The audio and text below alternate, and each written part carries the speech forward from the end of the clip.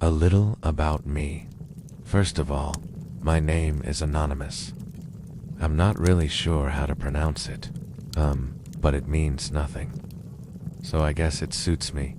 I'm an amateur historian.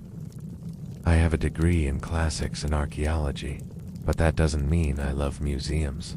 I'm too restless. Instead, I travel. I look for traces of the past, fragments of history that still live on in landscapes. That's what I'm doing right now. I'm in southern Italy. My current obsession is Magna Graecia, the Greek colonies here. It's amazing how much you learn just walking around. You stumble upon fragments of pottery and think, wow, someone made this by hand 2,000 years ago. You see the remains of temples and imagine how brightly painted they once were. It feels immediate. It's the best part of my job. Of course, it also involves a lot of paperwork. It's been some less glamorous things. But that's why I'm here with you tonight. Spend days scouring sites, exploring places most tourists don't get to see. And then I write about them for a living. I research, I plan trips, I draft itineraries. I love to unwind with a nice episode of Vikings or Spartacus. Oh yes, in fact, Spartacus is playing right now. Is it? I didn't hear it start. Ah, there's a good one. Love that scene. Did I say something? Sorry. So if I wasn't explaining ancient history for a living, I'd probably be a museum guide. I love to talk about history. In fact, my friends would probably tell you I talk about history all the time. I'm that friend that corrects people when they quote movies wrong. Do you want to meet up with me? For a drink? Sorry, did I say something? I'm listening. Oh, are you here for the tour tomorrow? Great. Meet me at the Forum at 9 a.m. You're early. Come on in. Sorry. Are you lost? You want to know about the secret history of Rome? Great. Let me show you around. I know all the best spots. Follow me. Sorry, I don't mean to monopolize the conversation. I just really love history. I do. I'm sorry. I have a million things to do. Let's see if I can finish this interview quickly. Well, if I could change anything about myself, I guess I'd make myself more outgoing.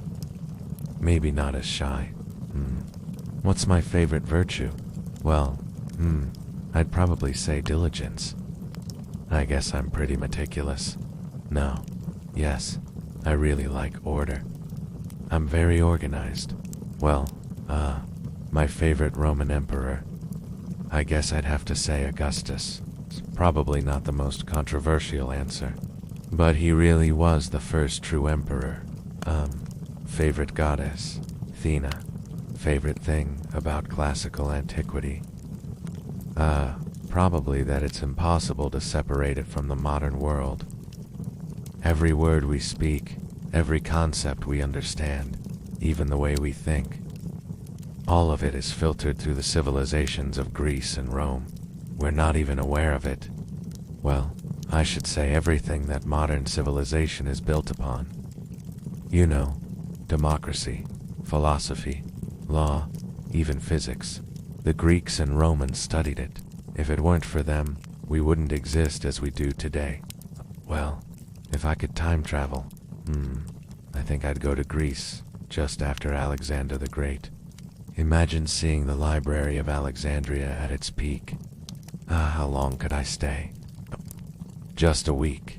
Okay, then I'd go. Sorry. What's my dream job? Mine is exactly what I have now. Mine living my dream job. Me? If I had to choose another job, I'd probably be a journalist. I like to keep up with current events. Akina. I read a ton of newspapers. History is happening all the time, you know.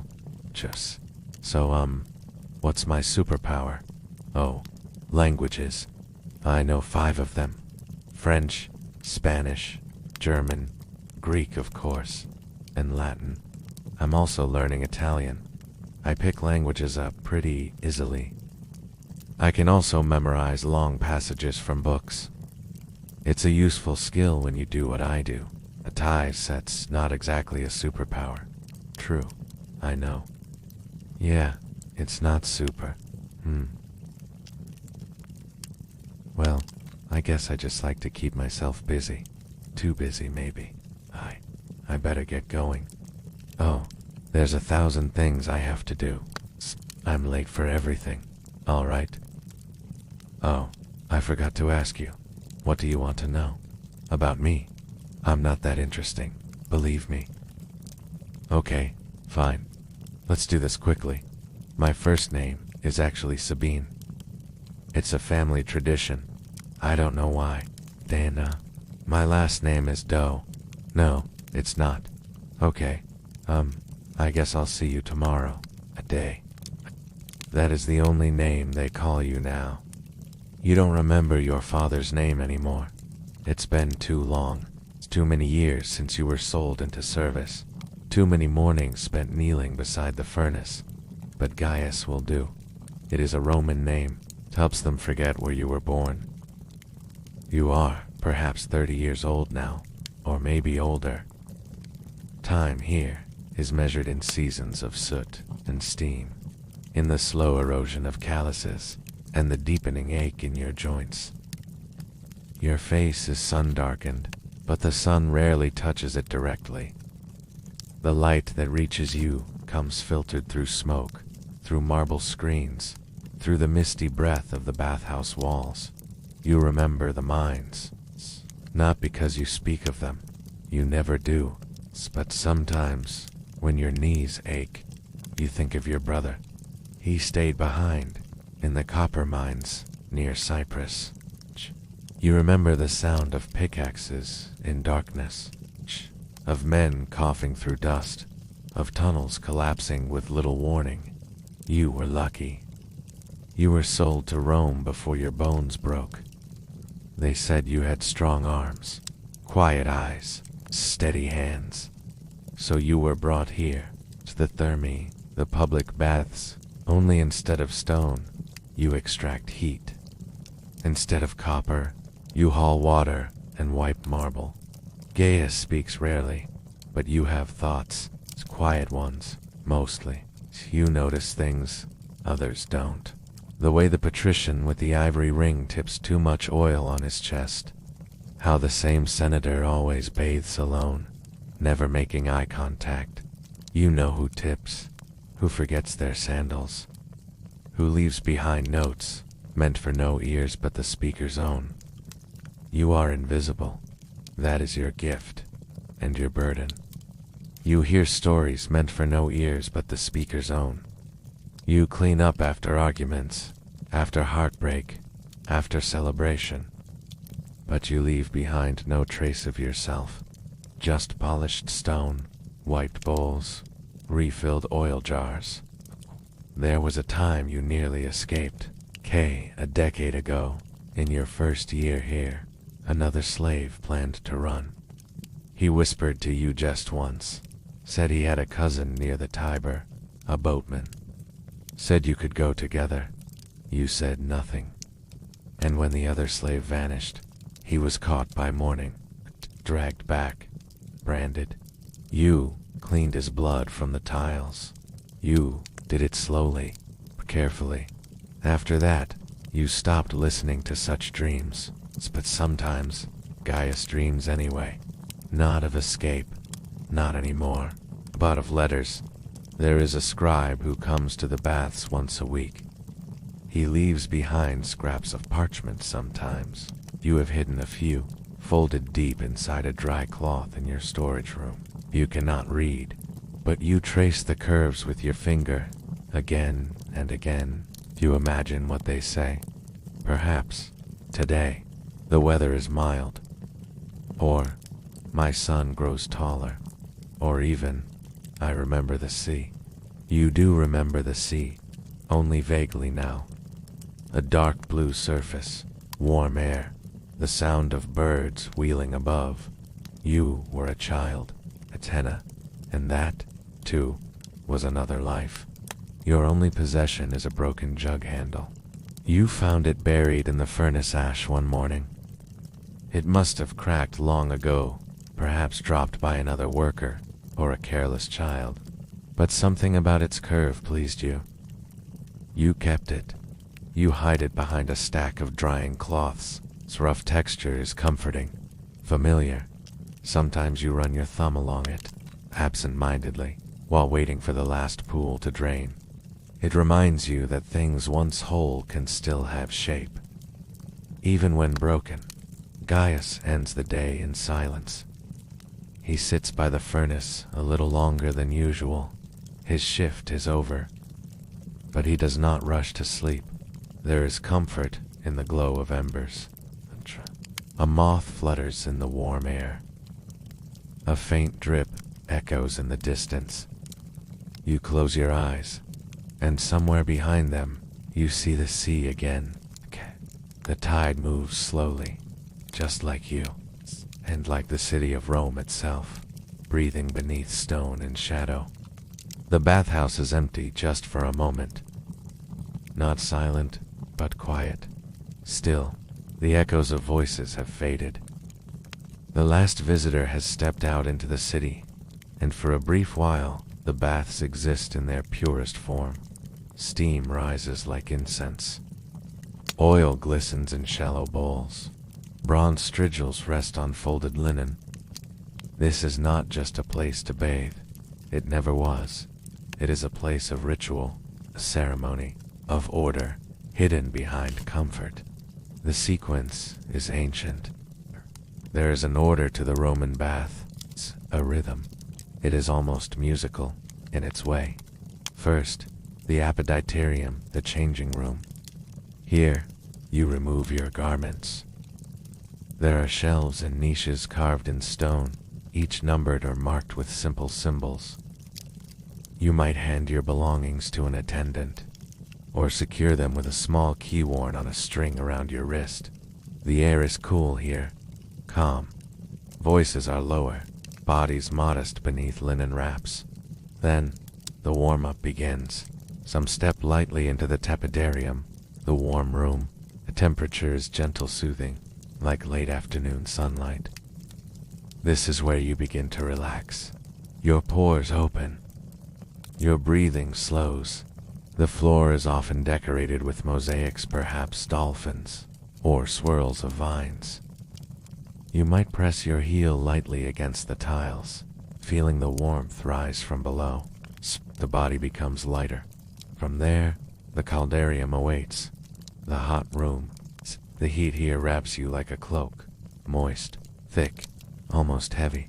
Basin of scalding water alvistiums steadily in the center. You ladle water onto the stone to raise the humidity. It fogs your vision, curls your hair, softens your limbs. The rituals here are not rushed. They are slow, deliberate. You anoint your skin with olive oil, warmed beforehand in a small bronze pan. The oil soaks into your pores, softens the dust of the day. Then comes the scraping. A strigil curved, smooth, cool in your hand. You draw it gently along your arms, your legs, your neck, removing oil, dirt, and sweat. A gentle sound like rain slipping across metal. This was not just cleaning, it was purification. A daily ritual to restore balance between body and spirit. From the corner, a cloth dipped in cold water, pressed against your forehead, your eyelids fluttering. The attendant moves with practiced hands, washing your hair, your back, your shoulders. You lean forward, water cascading over your head, down your neck, pooling at your feet. This is full immersion, a baptism of sorts, cleansing and renewal. A low shelf holds a basin filled with fragrant liquid, perhaps vinegar or a floral-scented oil.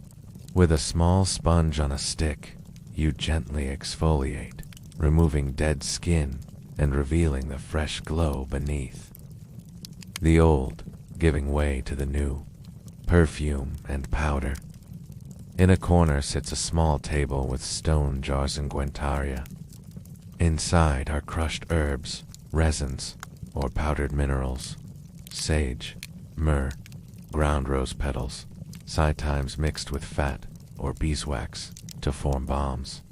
You might rub a bit at your temples or along your wrists. Not too much, just enough to linger. The scents are subtle wood smoke, lavender, bay leaf.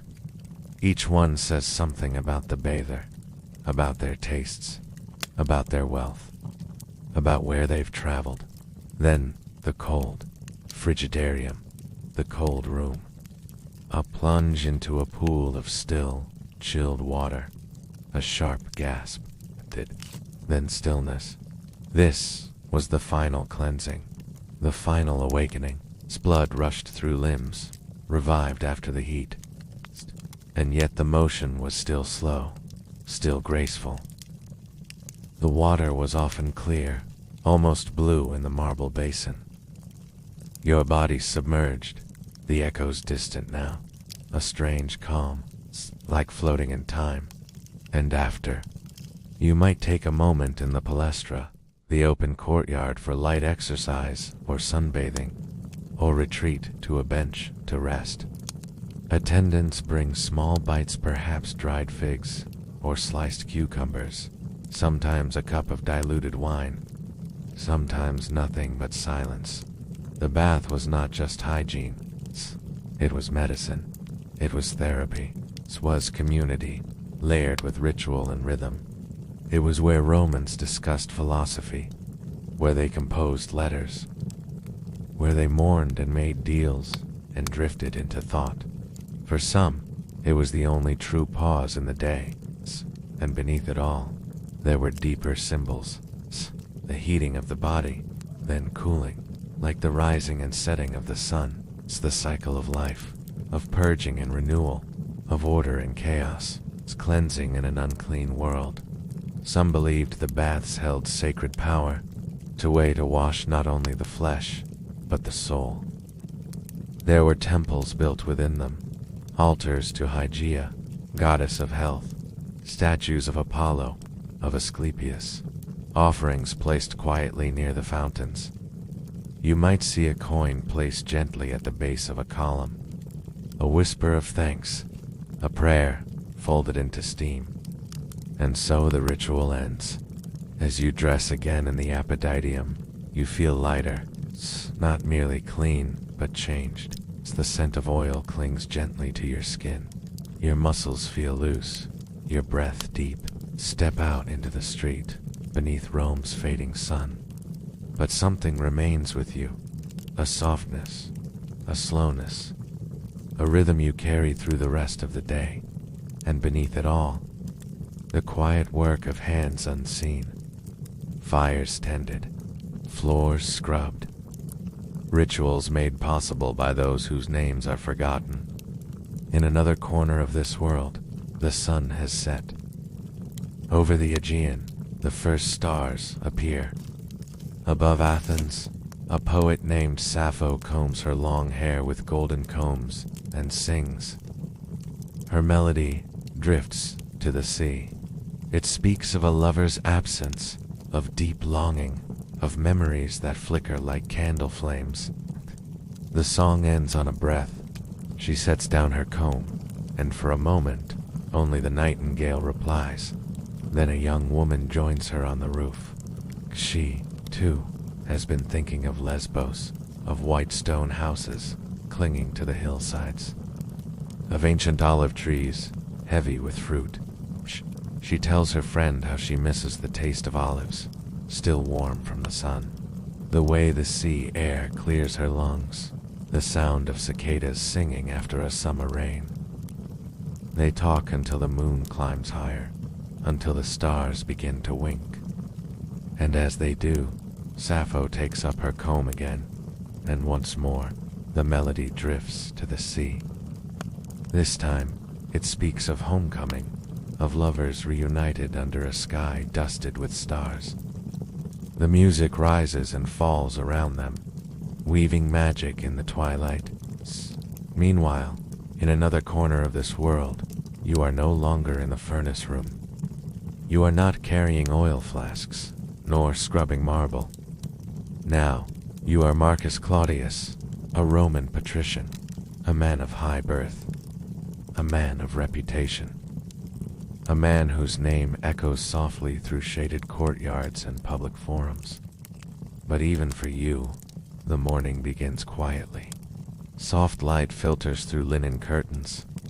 Your villa is tucked just above the forum, in a district filled with olive trees and warm red rooftops. Your bed is layered with woven wool, a cushion at your back. A servant has already opened the shutters. The breeze that enters carries the faint scent of laurel and something more distant, maybe bread baking or figs warmed by the sun. You do not rise quickly. There is no need. The day ahead will unfold with measured grace. Meetings with poets, a scroll to review, perhaps a quiet bath before the noonday meal. You sit upright, slowly. Your robe is brought to you in dyed wool, soft and worn smooth at the edges. You do not speak yet. Speech can wait. The morning meal is simple. On a low table beside you sits a tray, a bowl of barley soaked in honeyed milk, 3 black olives, and a slice of cheese wrapped in fig leaf. You eat slowly with long pauses. Your thoughts drift between matters of state and the memory of a dream you can no longer recall. You are not alone, but you are not quite seen either. Servants pass through the corridors like shadows. They know your steps, your moods. They refill the wine basin before you notice it's low. You visit the baths, as always, not the public ones, not the bustling, crowded thermæ of the working man. You prefer the private baths of a friend, a fellow senator, whose villa opens into a quiet enclosed garden. The routine is the same, but quieter, more restrained. In the tepidarium, you discuss literature in hushed tones. Your hand rests on a cup of warm water, fingers idly tracing the rim. A friend reads a passage from Livy, another recites Virgil from memory, but no one debates, no one raises their voice. Everything here is measured. Even the laughter, when it comes, is brief and folded in on itself. Anointing oils are prepared for you. The scent is luxurious cinnamon and myrtle, imported from beyond the sea, stored in long-necked glass bottles. A slave kneels beside you, silent, as he rubs a few drops along your arms. You feel the warmth spread through your muscles, but you say nothing. You've said all of this before, and he has heard it all. Words are unnecessary. The strigil is passed gently down your back. A practiced motion, clean, efficient, almost meditative. You return home by litter carried above the dusty streets by 6 men in uniformed tunics. You do not look out the curtains. You've seen the same alleys, the same markets. You think instead about your schedule. Tomorrow, you must visit your cousin's estate in the countryside. There will be peacocks there, gone to visiting philosopher from Athens. Or so you've heard. But even this does not stir excitement. It's only a soft sigh. Afternoon brings letters. You recline on a low couch. A scribe sits nearby, pen in hand, awaiting your words. Tea dictates slowly. Your letters are formal, brief, and filled with caution. In Rome, words live longer than their speaker. Even a misplaced phrase can echo in the wrong ears. You write to a friend in Gaul, to a magistrate in Alexandria, to your sister, who you haven't seen in 5 winters. The letters end with polite hope. May your fields be green, and your household steady. And always, send news when you can. Evening falls, like a curtain. You dine with guests in your atrium, but the meal is subdued. Plates of lentils, soft fish, honey cakes. You sip watered wine, listen to a musician pluck a lyre by the fountain, or nod politely. You smile when expected, comma. You feel the distance between yourself and the others, even those seated beside you. For all your titles, all your land and letters and robes, there is a loneliness here. A subtle one. It's like the echo of footsteps in an empty hall. And then your robe is removed by candlelight. Okay, you lie down again in silence. A servant dampens the lamp. Okay, the walls of your villa feel thick tonight. Thick with stone, thick with time. Okay, you think of the baths again, of warm water, of gentle voices. Unjust for a moment, you wonder who lit the fire beneath it. So we return. From the marble pools of the patrician to the soot-stained hands of the slave. From warm oil to cold stone. From rising steam to fading dreams. The Roman world moved by quiet hands. By rhythms repeated day after day. By rituals performed in silence. And now, let your thoughts drift with them. Let your breath slow. Let the stone walls soften. You've walked the corridors of the baths. You've labored and lounged. You've listened to echoes across time. And now, you rest.